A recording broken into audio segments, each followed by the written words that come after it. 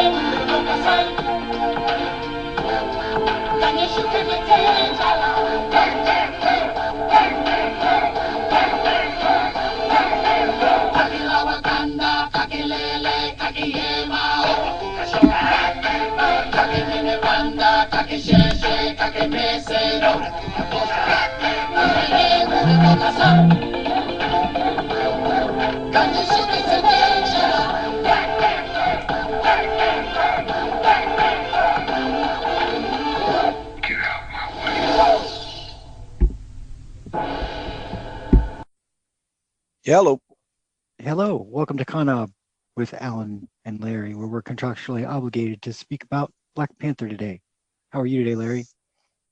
I'm doing great. Starting about the Black Panther, it was originally started in 1966 by two gentlemen that we are talking about the Black Panther Party, right? No, but close. No. They're intricately linked, but not the same.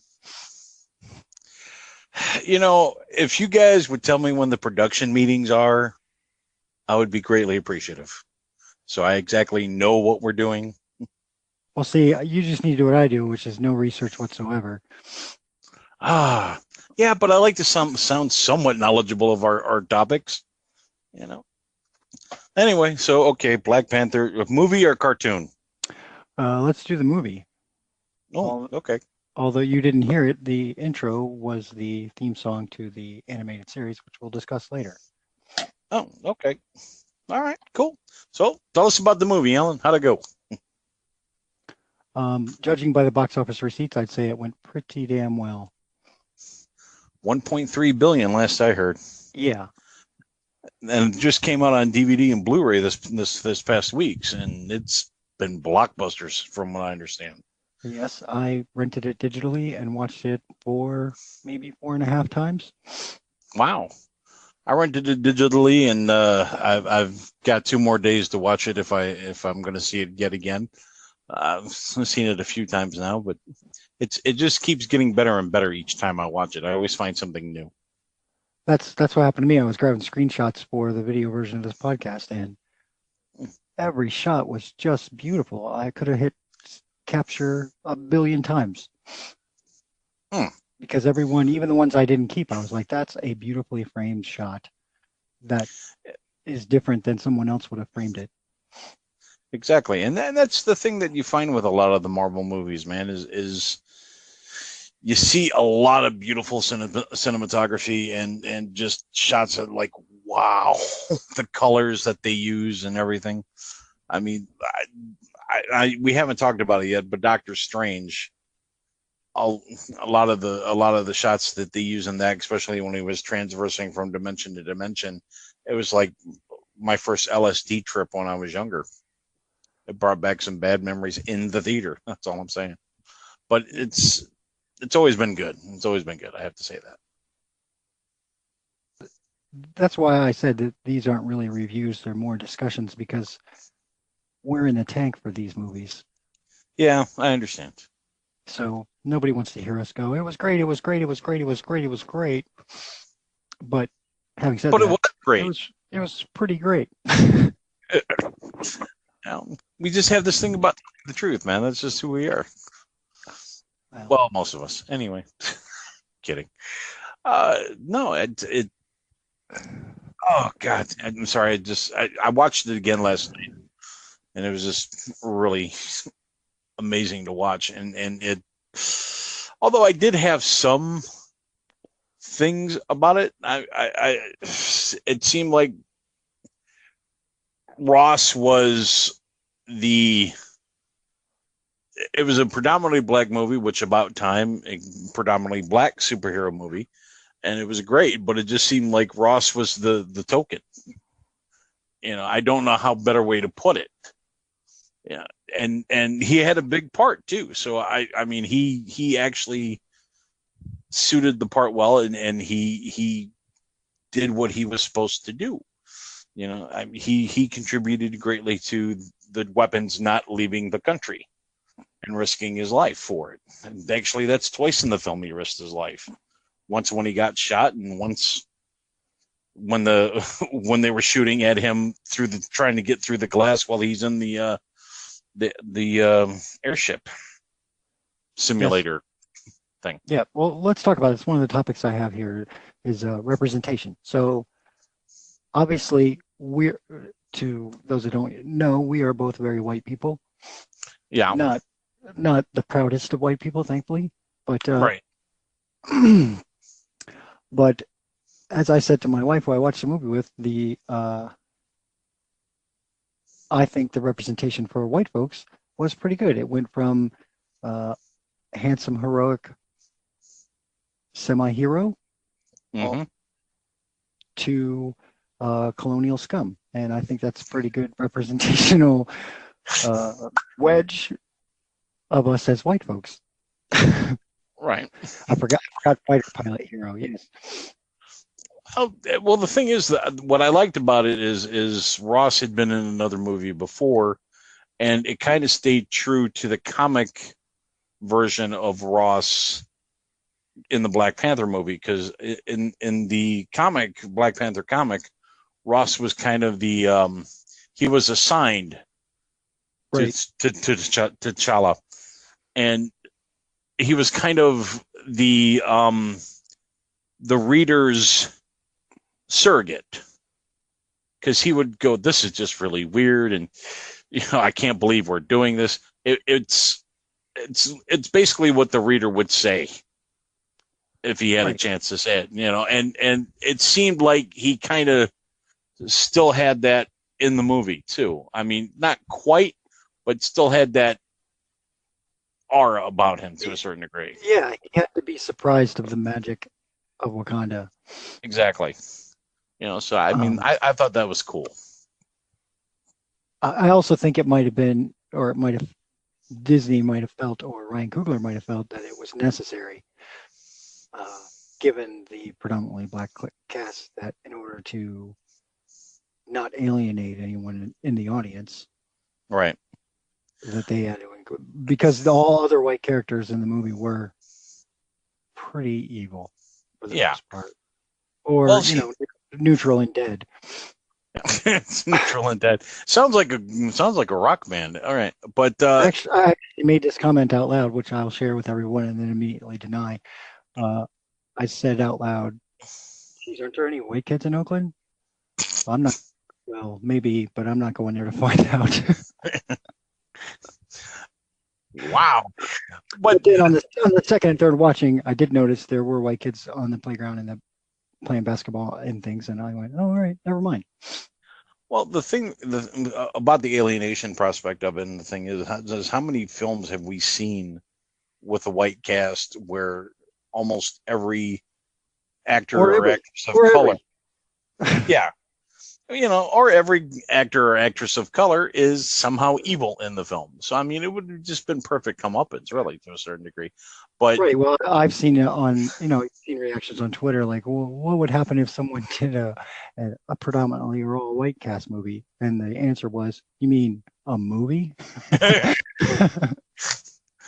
Yeah, basically, man. It's just like if they would have just made it all color and no white people, I would have been. It still would have been a great movie. I mean, I understand why having the character in there, but it still would have been a great movie by itself. All right, so that's even with that. So that's the white representation. Let's go to women. Okay. Oh God, I mean, people were talking earlier about Wonder Woman being a strong female representation, and I think this kind of took that and also kind of expanded on it to a certain degree. I mean, those women kicked ass, man, especially during the fight scene near the end. Right. when they were going against the troops for the other king. They were whipping ass. It's just oof. And it Go ahead. wasn't the defining character trait of them. For instance, all the women of Themyscira are amazing warriors, right? Mhm. And Right. that's their only character note. Diane is different because she's gregarious, wants to go out, wants to help save the world, and that makes her special. In this case, all the women were their own characters, but they were also incredibly badass. Even Yeah. the spoken little one, Shuri, was amazing. She run right onto the plate, right up to the biggest bad guy on the field, and got right in his face. Exactly. And not only that, but she had great intelligence too. Right, exactly. She So was extremely competent all the way around. yeah, so she wasn't just a one note pony, and even the general, being the love interest of I can't remember his name, and I'm sorry, but basically T'Challa's general, she was in love with the guy riding the giant rhinoceros. I can't remember his name. They were lovers. And she had no qualms about killing him if she had to for Wakanda. And I'm just like that is badass. I got to give him that. So she wasn't just a one note thing where she's just the general and protector. She's she also had a love interest and stuff like that. So of course my favorite thing is at the beginning of the movie, don't freeze. I never freeze, and then everything happens and takes him back to to Wakanda and sees his mother, and his sister asks, "Did he freeze like a gazelle in headlights?" Antelope, yes. Antelope, yes. That character was Wakabi, Daniel Kaluuya. Mm-hmm. Thank you. Kind of figured you'd look that up. I have it open, but okay. So we're saying women. So yes, mothers, sisters, everyday women, girlfriends. They were all well representative as whole characters, I thought. Yeah. Well, even T'Challa's love interest, she was a spy. Yeah. And a badass spy. There is a photo that is from her on the battlefield that is hauntingly beautiful. I'll show it. I'll send it to you in a little while. It's one of those shots I was saying that just it's in the middle of an action scene, and there's all this stuff going on behind her, but she is center focused, looking dead at the camera, and she looks like she's going to come to the TV and stab you in the throat. Please don't send that to me then. I have enough paranoia in my life, thank you. I watched the thing earlier, so I'm going to get the two of them confused. Yeah, so I think that covers women of, I guess of. Actually, one thing. I mean, we talked about women, and we're moving on to another thing. But when I just said something about, he says, "I never freeze." Yes. I found it kind of funny that later on, the main reason why he's alive is because he's packed in snow, frozen. He's frozen. Yeah, I'm just like, I'm waiting for Captain America to show up, just drifting by. But that's just me. I just found it interesting. I never freeze, and that's how we survived. So when they went to the other tribe, trying to get the one that challenged to be king, to take the serum. M'Baku from Thank you. The mountain tribe, the Jabari. Yeah, right. Trying to get him to take over as Black Panther. And at the end, when he showed them that he's still alive and let them use the thing, there was a lot of people that took offense to when Ross tried to talk and they barked to the king, and they barked over him. And there were a lot of people going, "Oh, that's anti-white." And it's like, to me, that wasn't the case. The case was he's not royalty. They don't know him from Adam. He is not earned the right If- to speak, If he wasn't sitting next to the Queen of Wakanda, he would have been dead. of the Queen Mother of Wakanda, he'd have never made it up the steps. Exactly. You know, and that's what I was thinking. I'm just like, he hasn't earned the right to talk. They don't know who he is. He's just with them. They are tolerating his presence in Exactly. deference to Angela Bassett, which you have to. It was nice to see her in this movie too. Yes. You know, I've always liked her acting, and to see her and just like, wow. And she is, for her age, she is a very handsome woman. Okay. You know, I can't help but see Tina Turner's face every time I see her, and that's wrong. I did the same thing in Green Lantern. I think she played Amanda Waller. There's nothing wrong with Tina. Well, okay, maybe how she looks now, but in the movie, there was nothing wrong with her. I have not seen a picture of what Tina Turner looks like now, so please don't think that. Tina Turner in my head is Mad Max Beyond Thunderdome. That's how I remember. Well, I can understand that, but the thing is I'm used to the music side of it, so I remember her from music videos of where I'm seeing her with Ike Turner when she was young and vivacious. Yeah.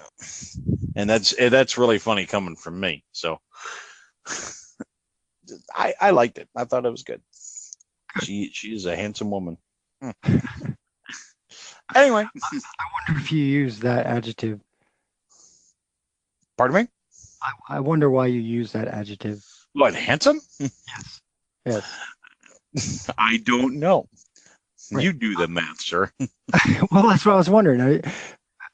Maybe it's not important. Never mind. Hey, it's all good.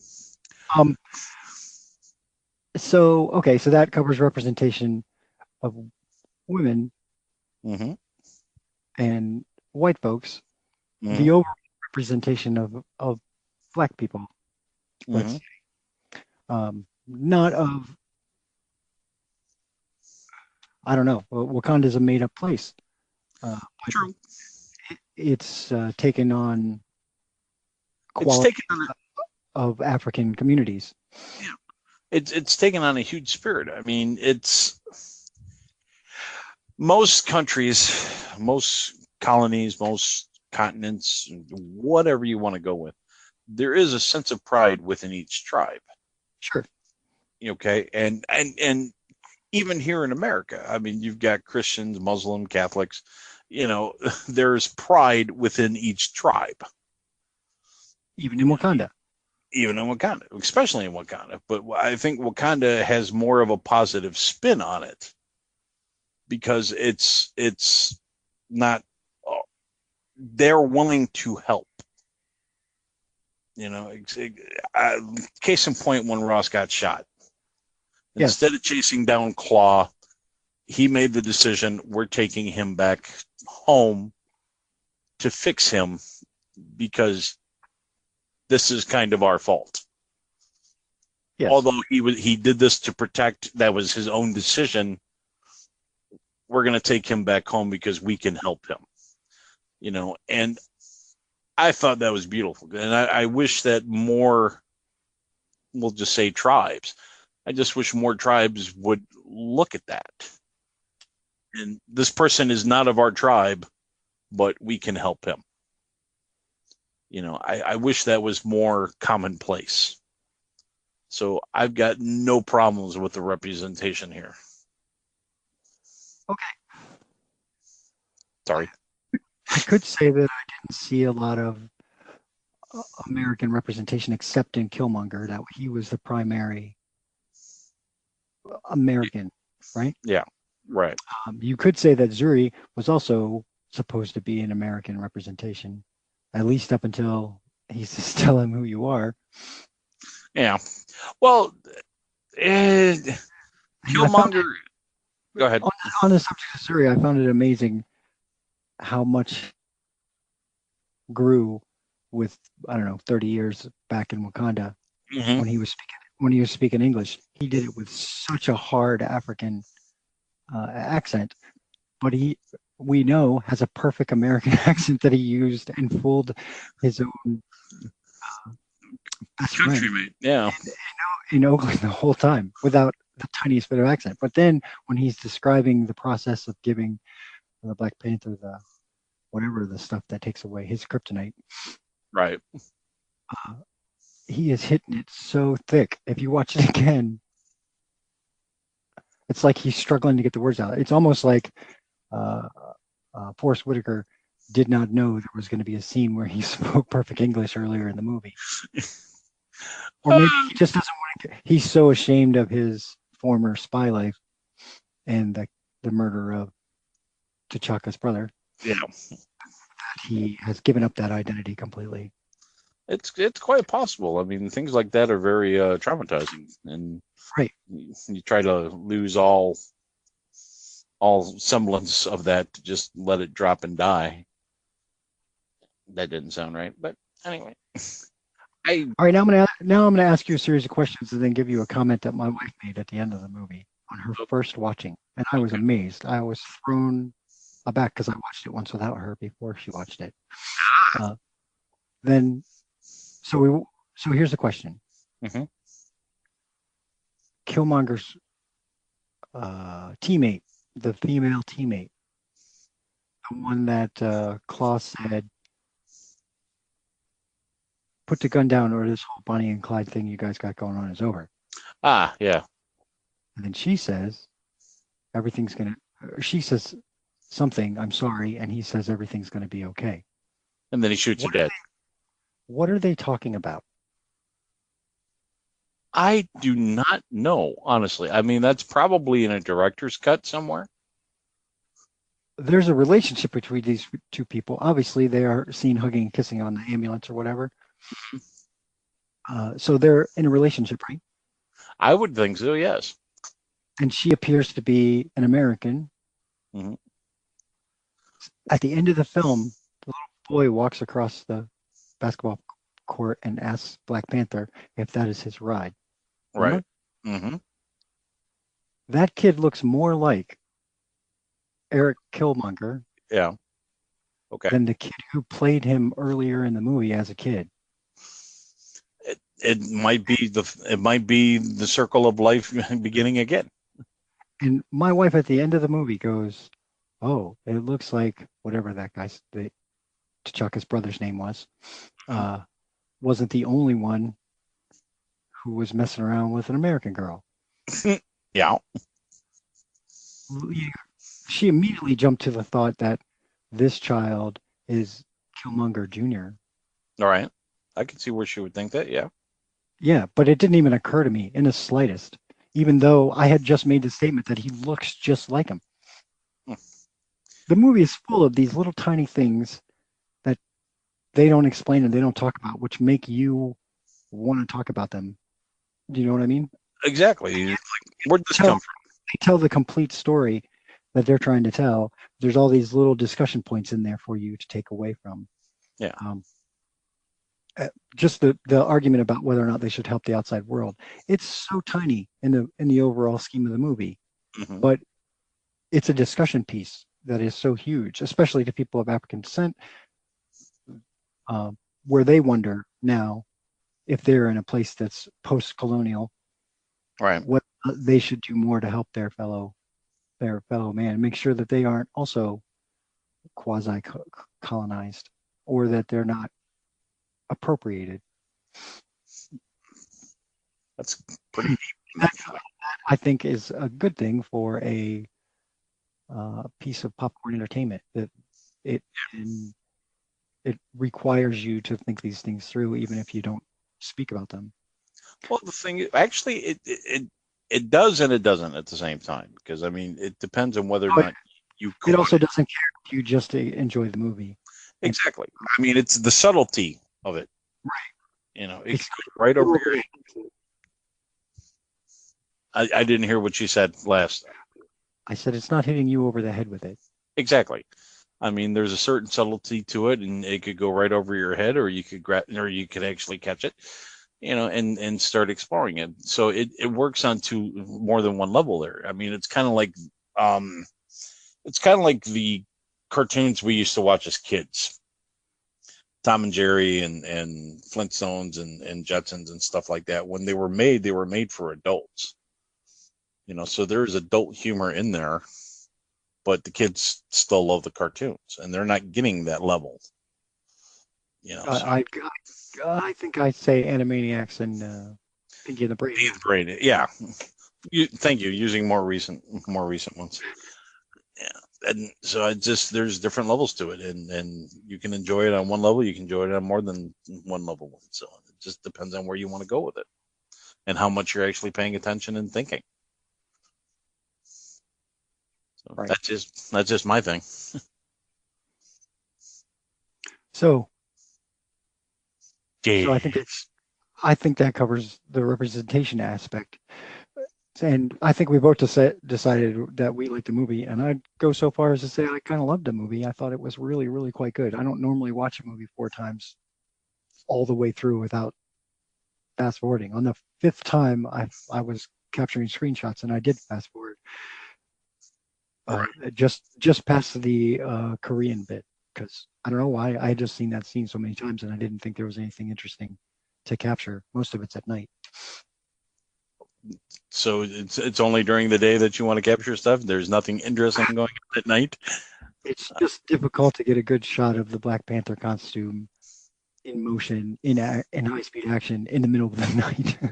I don't know how he did it, so that you could see it. We could all see it just fine. It didn't make for an interesting single frame. Okay, I was about to say, because I would think that when he's on top of the car riding down the street, and he when they're trying to turn and he's using his claws to kind of brake and still hold the turn, I think that would be an awesome picture. It probably is, and maybe I'll go back and capture it, because I fast forwarded a huge chunk. Just get past that whole thing, I wasn't interested. But I watched up until that point, and then the rest of the whole movie again while I captured the screenshot. So I'm just saying that's a pretty good testament to how good the movie is. Oh yeah. Well, I think with any movie, if I see it more than once, it's got to have something in it for me. There are so many movies that you just watch once. It's like, okay, that was a cute movie, and you don't see it again.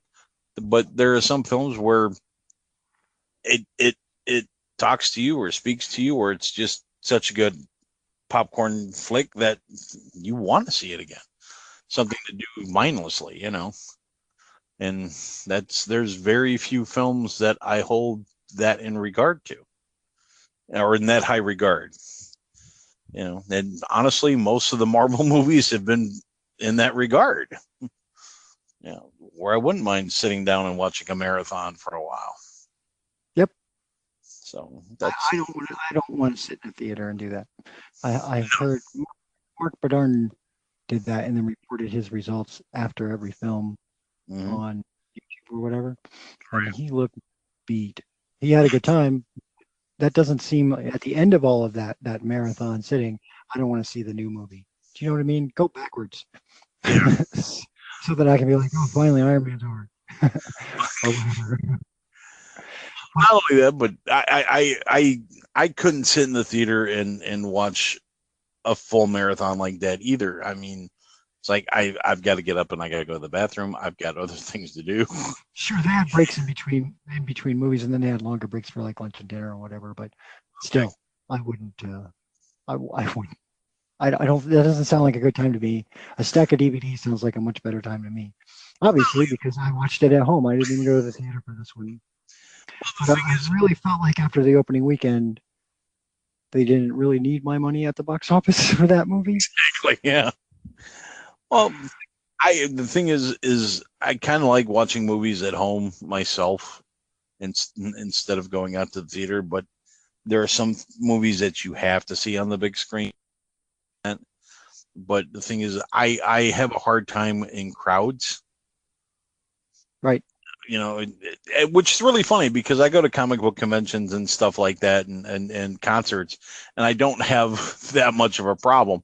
But I go to a movie theater, and if it's packed, it's got to be a really good film for me to sit through and not be really uptight about it.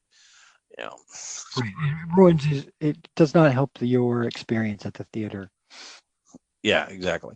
But This movie does reward you for seeing it on the big screen, I would have to say. I have a pretty big TV, and I watched it. Well, when I was capturing screenshots, there are shots that are so enormous, so huge. Nobody else would have done that. They would have cropped it down so that you could clearly see the characters. There's the scene towards the end of the movie when he's taking Killmonger up to see Wakanda sunset, right. which I in a second I'll take you back to that. But anyway, he takes him up to there underneath of the Panther on the mountainside. And that shot, the characters on my laptop were 2 pixels tall underneath of the Black Panther. You could barely distinguish that they weren't an outcropping of rocks, but it was so beautiful in such a wide, epic shot. And they were like that all over the place in the battlefields. Anytime the ship was in the air, it was really quite glorious. And that brings me to, let's just say I'll just say before I go there that the cast was great. They all did a fantastic job, and I want to see all of them in another movie, even if they have to cross the universes and take Killmonger over to a Lazarus pit. I don't care. All right. I'd watch that movie too. So cast, just a great job all the way around. I liked everybody in it. I never once looked at it and went, this guy shouldn't be here, or they should have chosen someone else for that. Yeah, I agree with that, and it's very rare that happens in any movie. And the thing is to be honest with you, and I know this is going to make me sound horrible, but I really never heard of any of these people before. Well, Forrest Whitaker. Who? No, I'm kidding. Forrest Whitaker. But I'm saying is the main characters. I mean, we'll say like the main 6 or 7. Never heard of these people before. And you see them do so well and everything. Well, just like, wow. And the same thing with the directors for the Marvel films. A lot of them have been these small directors, the independents and stuff from what I understand, because I've never heard of these guys before. Well, this guy did Creed. Okay, but I know that movie, but yeah. I haven't seen Creed, but from all accounts, it's a great movie. Yeah. Michael B. Jordan has been in everything, including our least favorite Fantastic Four movie. The No, I'm sorry. I'm thinking the Roger Corman Fantastic Four movie. I'm like, really? Still one up of that one. Wow. And that is, I got a quick aside into another movie universe. That movie was terrible, and it wasn't terrible because the director or the script was bad. It was terrible because they threw out half of it. Yeah. It may not have been your favorite Fantastic Four movie as written, but it was an interesting movie. Actually, have you ever seen the documentary they made about that movie? Not yet. I've seen a lot of YouTubery, but not an official documentary yet. I believe there is a documentary on Amazon. I cannot remember the name of it, but it's an amazing documentary. I will look for it. So, how great was Andy Serkis? I forgot that. Actually, give me his character, please. He played Claw. Who? No. It was definitely a different performance than I expected. He looked like he was having a blast. Yeah, he was chewing up some scenery, man. Especially when he's singing "What Is Love." he looked like he was having a blast, and then they blow up the wall and they not kidnap him because he's with them at the time. Rescue him, and they're taking him out. He goes, "Yeah, it took your bloody time." Just seemed to be having fun with it, and I think he was able to let go with this character. All right, before we go to the director, the direction, which is what I really want to talk about. East. That plot point is the one that gets me the most. Okay. Why go rescue this dude if you're just going to put a bullet in his head? So he doesn't talk. Well, that's one way. I guess the real answer is because he's his ticket into Wakanda. Yeah. And so he'd actually have to have the body. It's not good enough so that he wouldn't talk. I don't think you'd find that guy even if you did talk. Yeah, true. But that's yeah. And I think I can't remember the exact conversation, but when they're in the dead airfield with all the planes and everything, he does say something. I thought he said something to the effect that he needed him to drop him off there. Yeah, he said, just drop us off in Wakanda on the way back. Like as if he was going to let him go. Yeah. But no. That lasted all of like 30 seconds, and then he was dead along with his girlfriend, which I thought was pretty cool and unexpected. I did not see that coming. No, that's that. But the thing is, it kind of brought home the point of how much, I won't say how evil he was, but how determined he was to get there. Yeah, for sure. You know, because he was willing to take out someone that I'm guessing he loved her. Yeah, it seemed that way. Yeah. So if he took her out just to be able to get home to the homeland, you know, that's a powerful statement. That's what I mean about that line where he says it's going to be okay, and then he shoots her. It's like he was letting her know that their kid was going to be taken care of. Yeah. Wow, I didn't even think about that. Yep, you're right. Just wow. I haven't seen it written anywhere. I haven't seen a fan theory about it. It's weird that my wife came up with that like instantaneously. I was like, wow, that's good points for you. Anyway, so then direction. Yep. East. The economy of time usage in this film is incredible. Okay.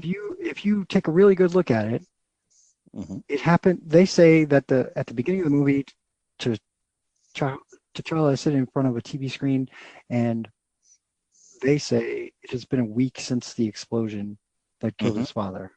Exactly. I don't know how long the events of Civil War took, but it was a day or two after the explosion, right before the whole ending happens. Right. So then that gives him 3 days to get home and sit in front of this screen. And from that moment right there until the end of the movie, it is like 48 hours.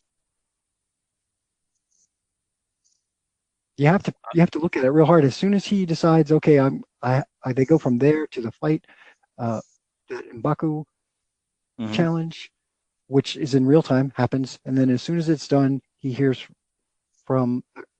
his coronation, and then he hears from the Dora Milaje that they found Andy Serkis, and he's going to purchase something in Korea tonight, and they go straight to Korea and they capture him, and it is just barely the next morning when he gets broken out. And they go to the airfield. Eric Killmonger flies however long it takes to fly there to Wakanda. Right. And he's in Wakanda. He talks to, what did I say his name was? I don't remember. I'm sorry. Wakabi. He talks to Wakabi and then gets a interview with the king. And then there is immediately a duel. I don't need any time to prepare. There's immediately a duel. T'Challa loses. He falls up the cliff. He's found at the bottom of the cliff. He's dragged up the cliff to the thing. Meanwhile, the women escape and go also up the hill. So he's only been up there at max a couple hours at the top of the mountain. Then he gets his new flower. He sees his dad again, blah, blah, blah, argue. And then he goes back to challenge Killmonger within the same day before the new king says release the weaponry or to send it off, and before that can happen, T'Challa is knocking it down, and then they have a fight that is in real time that he wins, and then it's like the next morning that he talks to his girlfriend, says please stay, and then I don't know how long it takes him to get to Oakland after that, but what I'm saying is that there's very little wasted time. There's no 1 week later, there's no they deliberated on it for a couple of days or even a couple of hours. It is all just bam, bam, bam, bam, bam, bam, bam, and the movie's over. And it all takes place in 2 days before Infinity War. Months and months and months before Infinity War. I kind of got to wonder about that to a certain extent, mainly because of the fact that so the weapons that they were going to be transporting out, they had thousands of these. So it was all of them were already pre-made. Presumably they have an armory Well, with more than enough stuff for the people who are there, so you could send out all the backups today, and you could make more tomorrow. okay, I was about to say because they were saying that they were going to be sending it to New York and Paris, and They were only going to send it to London, New York, and Paris, I think, because everybody else was kind of a little iffy on it. Right. So just like, I don't know. I mean, I guess I'll have to agree with you on the timing on it and everything, but it just seemed too condensed to me to a certain extent. Because I mean, he gets thrown off the waterfall. Which, by the way, when they were having the original fight, I was just kind of waiting for him to slip and fall anyway. Right. Somebody's going off this cliff. Yeah, or later. But it's cliff. So when he gets thrown off, it just so happens just a little while later that one of the fishermen find him. You know? Yes. Presumably he fell all the way down and then was washed up on the beach.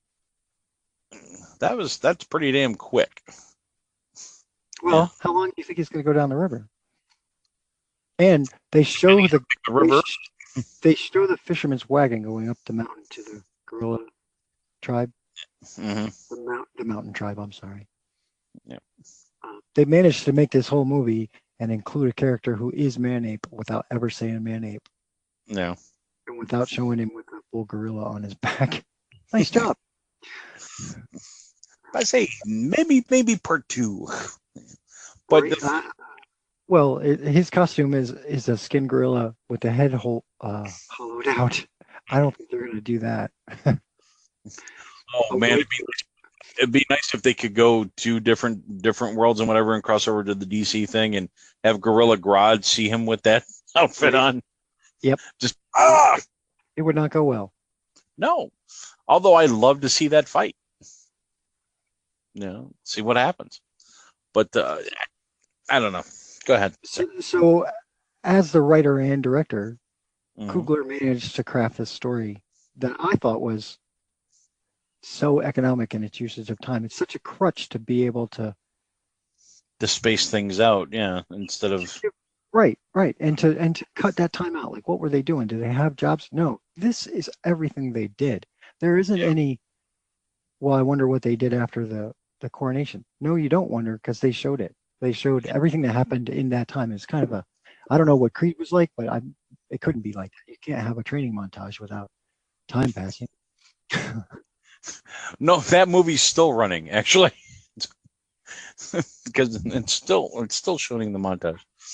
I just wonder what the song would have been. Anyway, but no, you are correct. If that's the way it truly does go down, then the pacing and the spacing and everything like that is amazing. And I know I'm using that word a lot right now. Amazing. It's all right. That's because I don't have my thesaurus in front of me anymore. Maze balls. There we go. So everywhere else, for the direction, I give it the highest marks I could possibly give it. This is a hard movie to crack, and this guy cracked it right on, and somehow spoke to a wide swath of the public. Deeply. Yeah. I mean, I felt things in this movie I had no right to feel, but I felt them, vicariously through the characters that were on screen. And that's the hallmark of a good movie is if you can feel something. All right, so now that we've blown Ryan Coogler to satisfaction, let's discuss a couple of things that might be misses or that we didn't particularly care for. And I guess the top of that list is CGI costumes. I really don't have a complaint about anything in the movie. Yeah, I get you. We had this complaint about Tony's nanotech costume, and I have a similar complaint about this in that it's just too simple. And even if the rest of the suit was nano, the helmet, I love the helmet, the physical, actual helmet that he takes on and off in this movie at the very beginning and in Civil War multiple times. It's Right. just so awesome as a physical object. And now that physical object is gone and it doesn't feel real to me anymore. But having said that, it looks beautiful for the most part. It looks pretty damn good on both the characters because Killmonger gets a gold one. The other thing along the same lines is there's some dodgy blade like CGI in the fight scenes, but I can't fault him for that. It's not like he directed the animation of the characters. He gets it back at the end of a long production schedule and goes, okay, that's what I got. I can't ask you to redo the whole thing because they look like rubber people for a little bit. But there were scenes, especially during the last fight scene, where they're falling or where they're leaping around, that was kind of hokey. Let's say hokey. But overall, it didn't diminish my enjoyment of the film in the slightest. I just went, oh, that's unfortunate.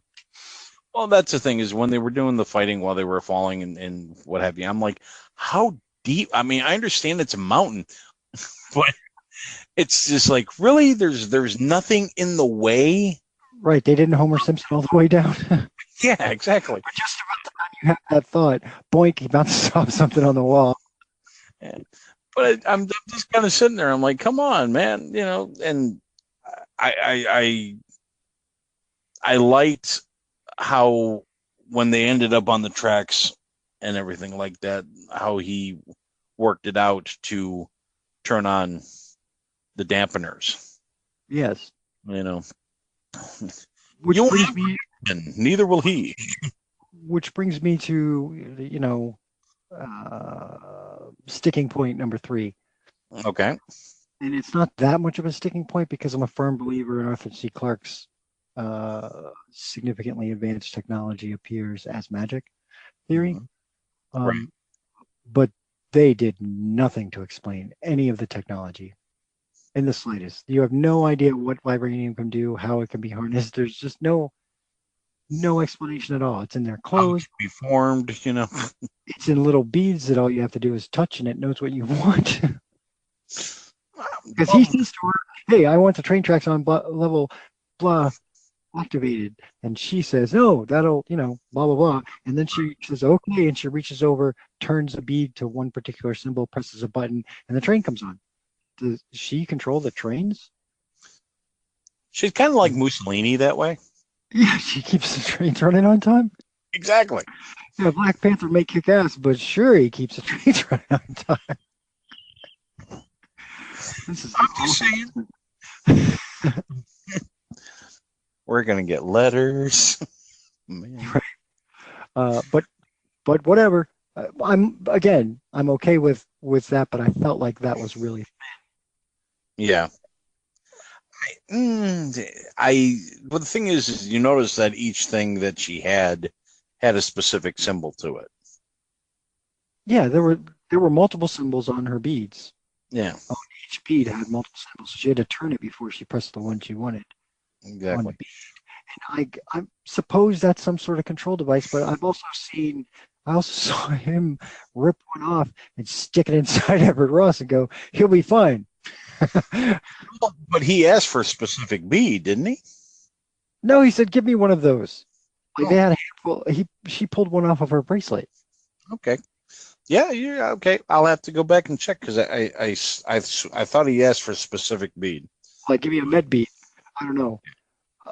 He used some word, but I don't remember exactly what it was. But it may have been a specific one that means medical technology. But that was surprising.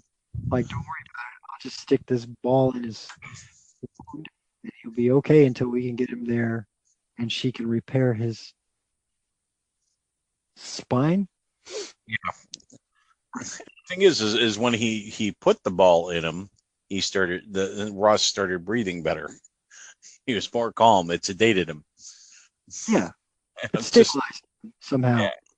Yeah, and I'm just kind of sitting there, and I'm like, oh, there's a dirty joke in there somewhere. So So then they fly back to Wakanda, and Ross wakes up and he's like, "How long's it been? Uh, you couldn't have healed me, what, with magic?" And she goes, "No, with technology, with all of this. But mhm. all of this does not explain your Oh, magic technology." And I guess that's okay. well, the thing is most people that are watching the movie don't want to get bogged down with the explanation. They're willing to just to wing it and go with it. You Right. know, I'm because not I'm not asking for a half-hour exposition on how each piece works. I'm just saying that if I had a DVD in front of me, there would not be a section called Wakandan technology yeah, because everything is technology in Wakanda. mhm, Even thatch um, robes that become shields, which I thought were cool. mhm. I just have no idea how it works. It'd be fine if they were, I could understand if when they throw the robe in front of them, Dracula style, bullets and projectiles bounced off of it or took little damage, right? Then I could go, okay, vibration absorbs impacts and vibrations, so that's okay. But no, it creates this giant energy shield in front of them, which absorbs the impacts and things. I don't know how I like that, but like I said, that's how it works. It works. That's all that matters. Well, that's I know we haven't talked about it yet or whatever. That kind of what got me a little bit about the Black Panther cartoon. You Well, know, it's a good segue into that, but I think I might have one more thing to say. I'm trying to all right? remember what it was now. Do. Right? Sorry. I'll just say it deserves all the money Oh that yeah. it received, and it was a fine film, and it's still in theaters right now, making money that smaller films wish they could be making on the first day. Forget the 6 months out day. Yeah. And it's still out there, and it's playing beside Avengers: Infinity War Hmm. and Pool 2. Right, So it's and just it's kind of still coming in like 7, 8, 9. exactly. I'm just like, wow. It's kind of going to, from the looks of it, it's going to end up being a Beatles thing where the top three movies are all Right? Marvel flicks. And I'm not going to complain about that when it happens. I just want to share that. No, it also has the interesting title of like a cult film that could be played every February. Do you know what I mean? During Black Yeah, History Month, and right. therefore it could rack up far surpassing the amount of money that Avatar did on releases and knock it off Yeah, in the years coming. And I might be tempted to go see it again in the theater if right. it were to come back out again. After I have run through all of my funds dedicated to the next three films that are coming out.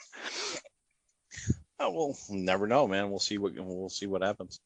But All right, so as a segue into the animated series that BET released and that you can watch in full on YouTube, link in the description. Um,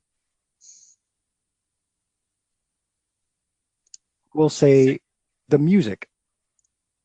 My only complaint with the music in this movie is that they did not use the theme song from the animated series, which was amazing. I hum and sing that thing all the time. I can't stop myself. You will hear I it at the top of the episode. I thought it was an interesting theme, but it was hard for me to understand the lyrics. Yep, that's true because it's spoken in Wakandan, Yeah, but the chorus is spoken in Wakandan, but that doesn't matter to me. It sounds so cool. and I Uh, get it, but that's my thing is I like understanding what I'm hearing. right. Well, I could understand Black Panther, and that sounded awesome. And I this movie kind of needed a theme song of that ilk, and I guess they had an entire album by a famous rap artist that was Black Panther theme, but they couldn't apparently didn't use any of it except for the closing credits. well, I will say that in the cartoon version, I do like at the end of the theme song, you hear him whisper, "Get out of my way." Oh, Right. that's cool. But the thing with the So let's cartoon, talk, let's talk about talk about the cartoon, Okay. and you go first. The thing about the cartoon that kind of got me is I have somewhat of a problem with stop motion comics. Some of them are done really well, and some of them are like, oh my god. We'll go with. Did you ever see any of the '66 Marvel cartoons? Yeah, but I don't really want to use that as a comparison. Yeah. Well, I mean that's just lack of a better word, crap. I mean it's what they had at the time, and you know you got to deal with that. And they did everything on the cheap, so that's why they did it that way. But stop motion comics, there are some that the mouth doesn't even move. Yes. You know, And every and character is, when he does move, all the characters are static except for the mouth. It's a clutch cargo situation. and God, that's just a scary cartoon. And this had, But this so had that in spades as almost like an homage to those old 60s cartoons, but it also ramped up the action so that yeah, something did happen and it required motion Mhm. and fluidity, it was almost shocking because it was so well done, right? So you see people running through the field in the first episode and then get caught in the Panther's claws. yeah. And it I mean, jerks you out of your seat because previously you're just watching almost stills of people moving along the grass. well, not only that, but I didn't expect them to go that Right. bloody right away. It was murderous. Was there 100 guys coming? He murdered everybody except one. Just to tell everybody, Yep. give them a warning. But what the thing is with the stop motion and everything like that, it's being produced by BET. They had money. Why did they go with stop motion or you know comic instead of making it an actual cartoon? I have an answer for this. Okay. Because they gave the job of directing it to, I'm going to say, our friend John Snepp, Okay. who also directed the What Happened to the Superman movie, Okay. the Death and Return and Death Again of the Superman movie, whatever, I forget what it's called. Okay. He's also a very popular host on YouTube for Collider. Okay. But he is a comic book nerd and aficionado of the highest order, and he really wanted it to look like a comic book, but play Okay. like a cartoon. And he also grew up on all those old cartoons, so he kind of was working on a limited TV budget, which they were doling out a piece at a time to him to release online.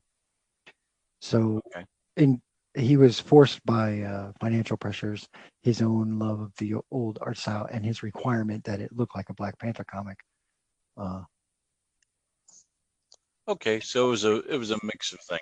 Got It it. was a creative choice rather than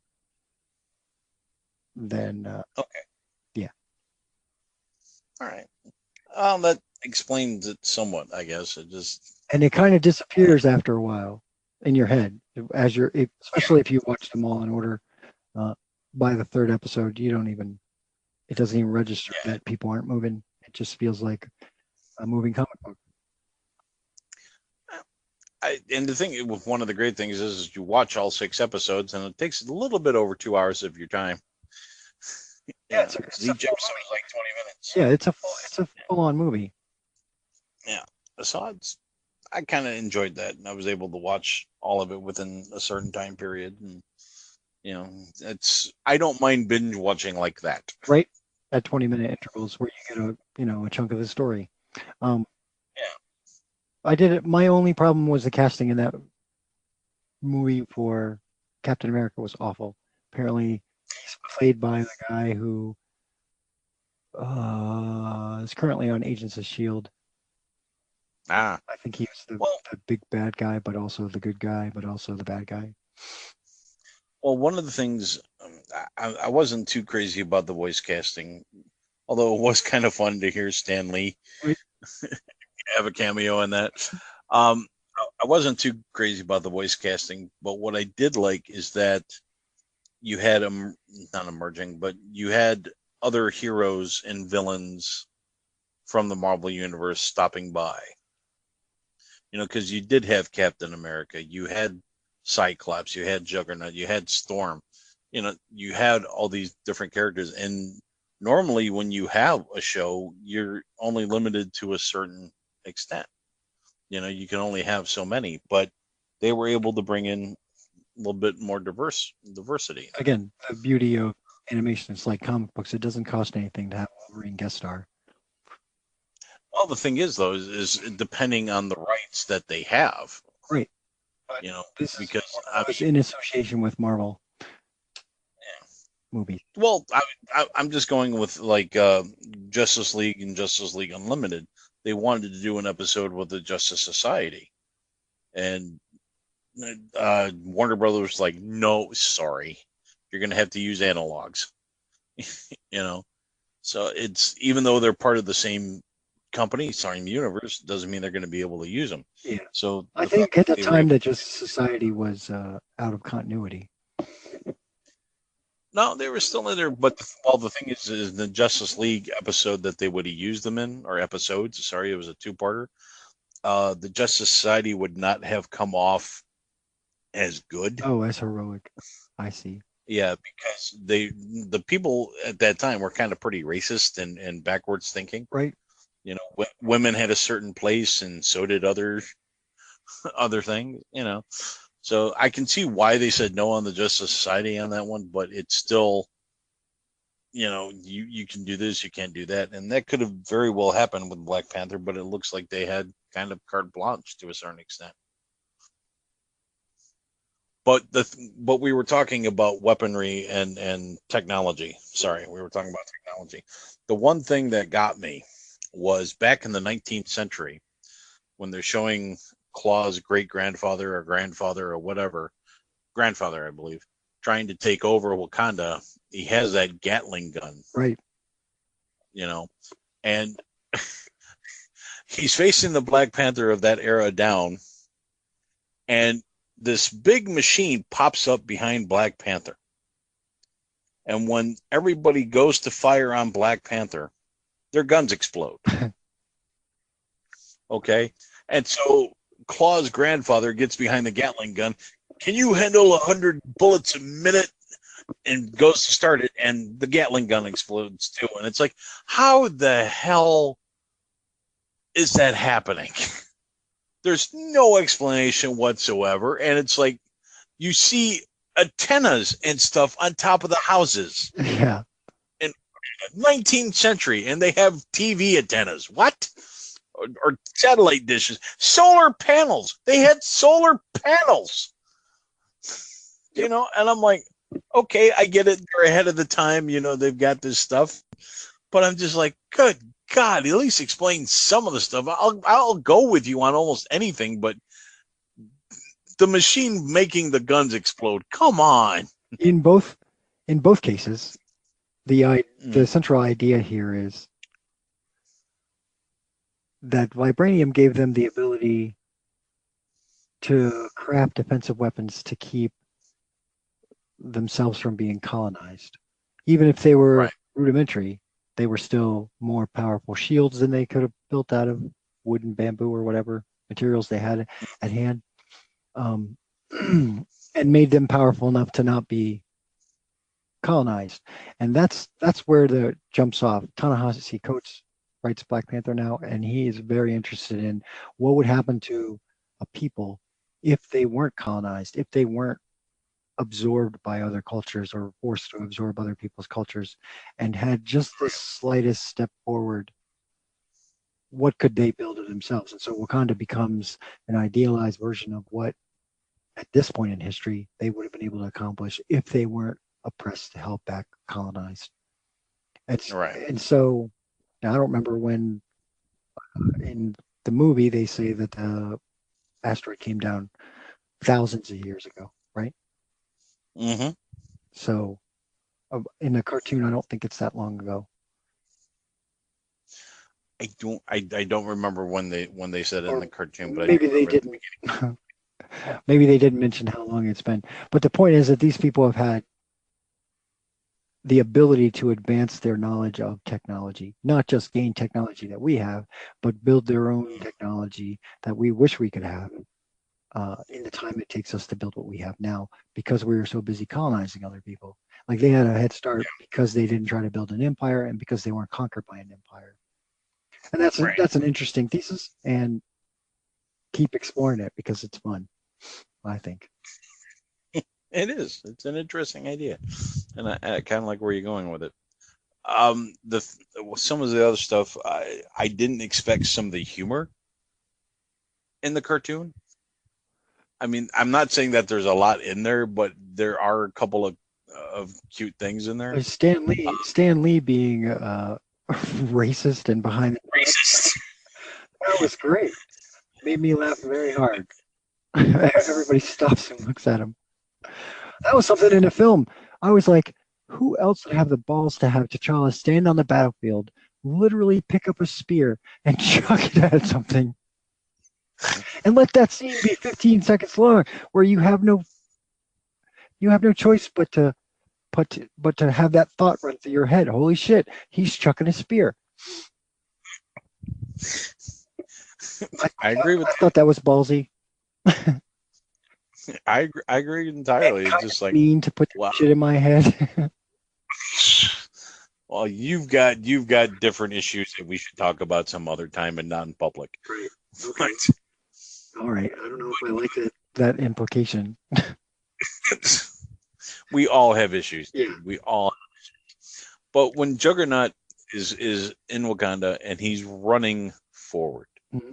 and they're trying to stop him, he picks up a bull Right. by the horns, throws it, and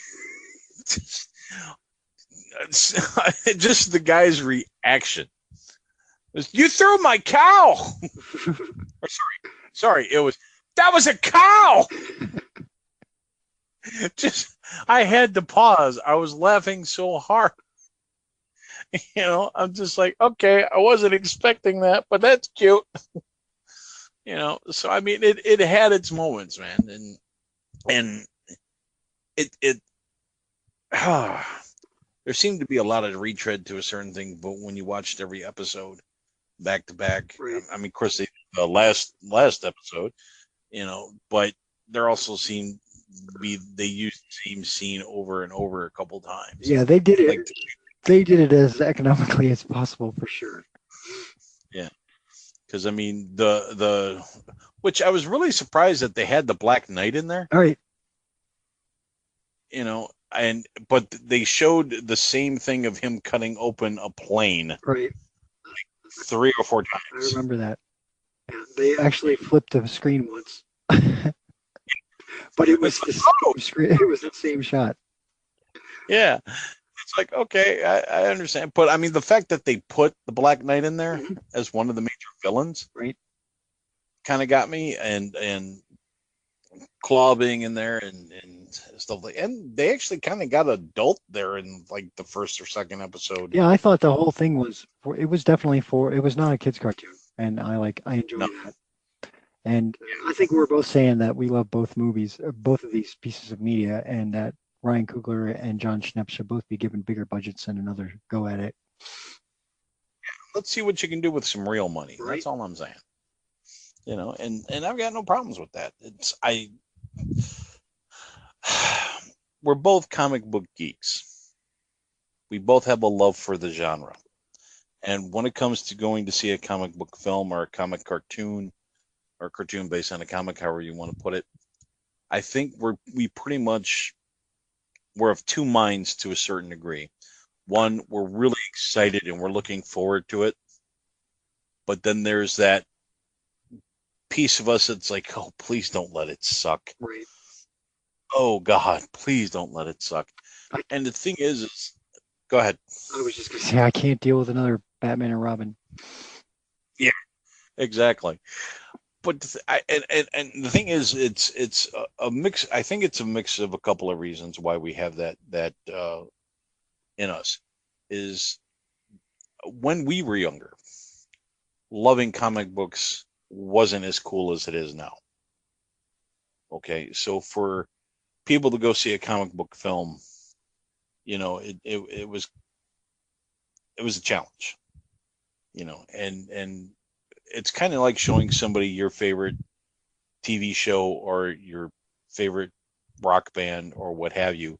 You're hoping that the other person will like it, Right. and with that, that's something you can bond with, or that explains who you are a little bit more to them, or vice versa. And it validates your opinion for someone that you like to like something.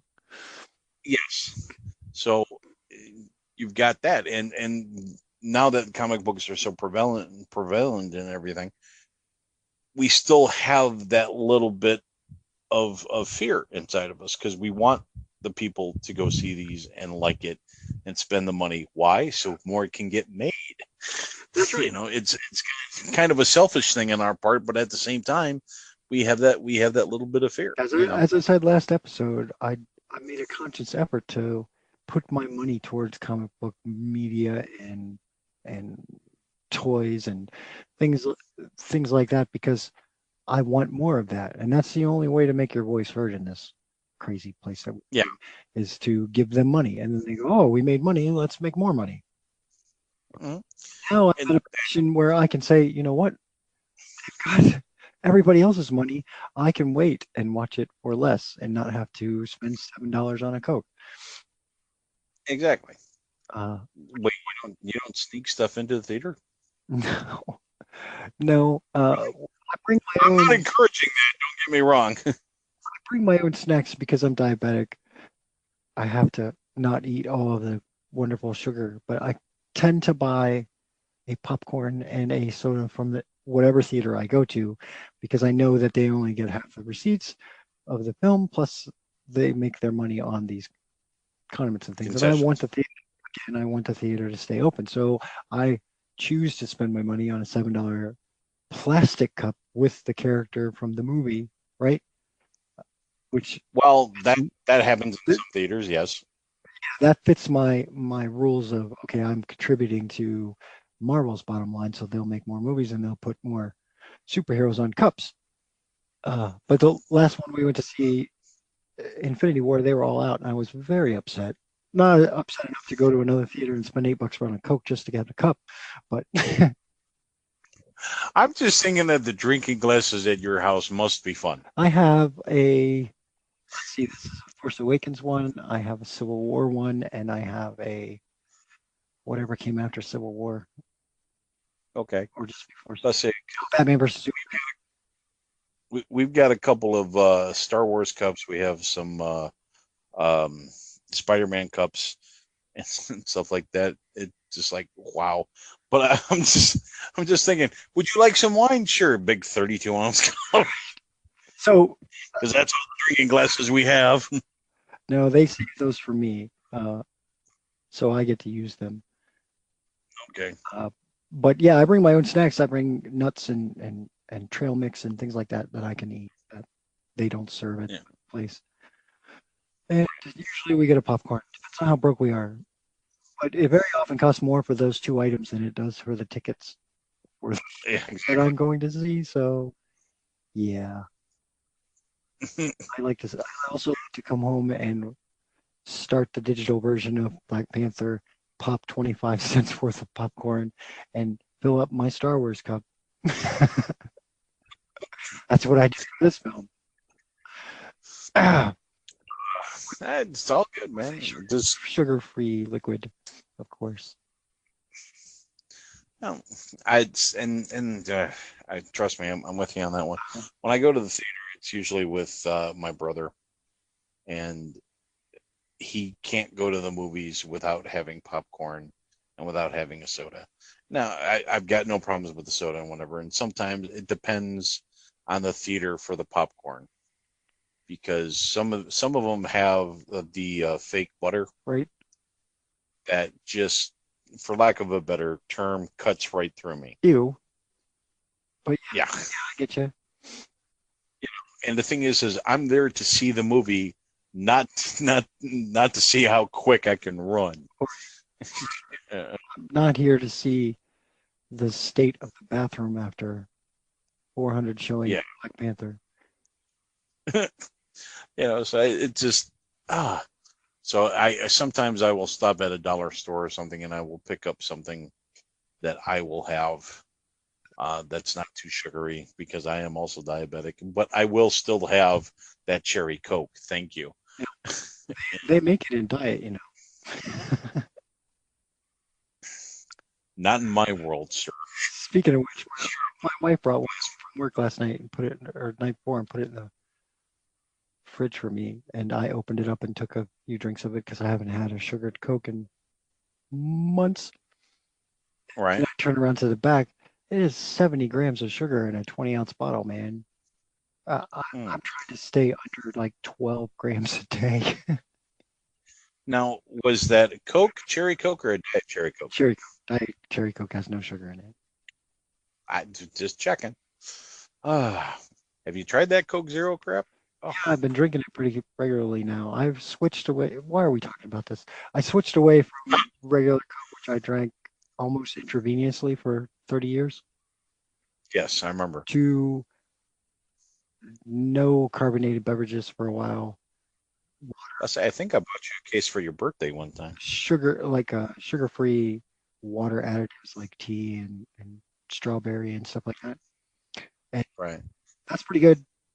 But apparently, it's not just the sugar that I'm addicted to, it's also the caffeine. So I've been pretty heavily augmenting it with actual tea without sugar and Coke Zero, which after the first month or so is only mildly disgusting. Once you get past the bottle, it tastes all right. Pepsi products always give me a stomach ache, but for some reason, there's a Diet Pepsi version that it has no aspartame in it. And that is good, but you have to seriously look for that. It's not readily available, but it is out there. Yes, when you pick up a Diet Pepsi, you have to look for that symbol across the top because most of them don't have it. And that's still really disgusting. But anyway, enough about that. Sorry. It's an aside. That's all I'm saying. No, that's fine. So Black Panther, 2 thumbs up? The movie or the cartoon? Okay. I'll give a thumb up for each one. Yeah, I think so. I think more enthusiastic thumb on the movie. Yeah. But right after the movie wrapped, my wife went, "Wow, I don't know. I think I like the cartoon more." I can see where she would come with that, but like I said, the thing that takes away from the cartoon for me is the comic book, the stop motion thing. It's the motion comic. It's like, no, give me a regular cartoon, please. Yeah. Well, like I said, it is a throwback nostalgia thing, and it probably hits better for people a little bit older than us. There are such people? Yeah, Snap is one of those people. Oh, okay. All right. Well, God bless him then. So, when we next meet, I believe the next movie on the list is Spider-Man Homecoming. Is that right? It's either that or Thor Ragnarok. Oh, wait. Thor Ragnarok is next. Yeah. Then it should be Homecoming. You are correct, sir. So, go see this movie if you haven't seen it. If you have seen it, rent it because it's out now. You should definitely have it. And if you're able to, purchase a copy. They need the money, those folks at Marvel. They're broke. Well, not only that, but here's how gangbusters the rentals are going right now. I went to my local video store. I can't give names because it's a chain. Went to my local video store, and on the first day, and they had a wall full of them, DVD and Blu-ray.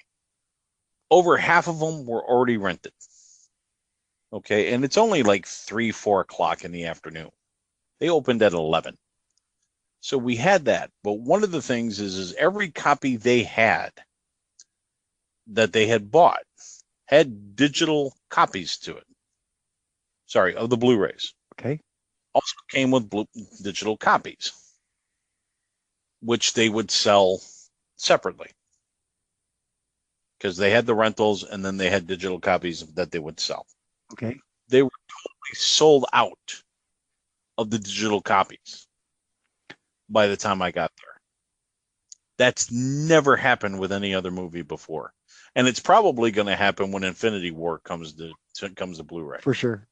You know, I said this before, but I think it bears repeating to the public at large that you, my friend for years, and I am a technology guru and master, went to a physical location to rent a physical copy. Like, you expended effort, put gas in a car, put a seatbelt on, and drove some distance to a physical location, walked in a door, opened it, and then upon looking around said, I know, I'll get a digital copy of the movie.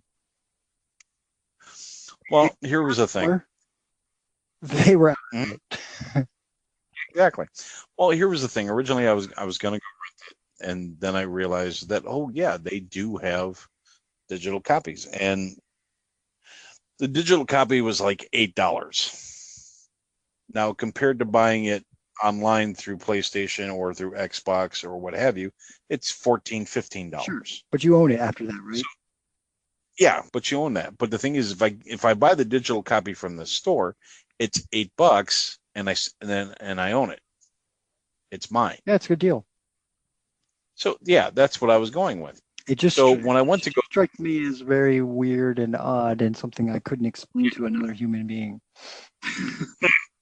Oh, that's me in a nutshell. Well, something weird, something odd, can't explain it to another human being. But described. I would say that. When I was there, they, like I said, they had the rentals and whatever, but I saw that they had one copy left on the thing. I grabbed the digital copy, and they're like, I'm sorry, we didn't grab that one. All of them are sold out.